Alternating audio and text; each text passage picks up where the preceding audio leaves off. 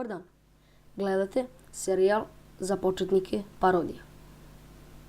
Prvi deo. Kako napraviti new folder.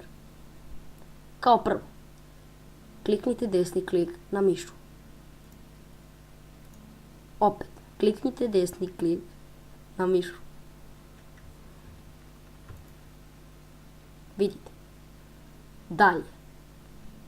Idite na new ili, kako bi na srpskom značilo novi. Kliknite folder i dobit ćete ovako. Sada možete da date folderu ime.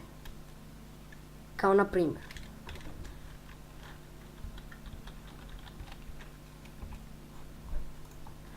Vidite, sada taj folder stoji tu.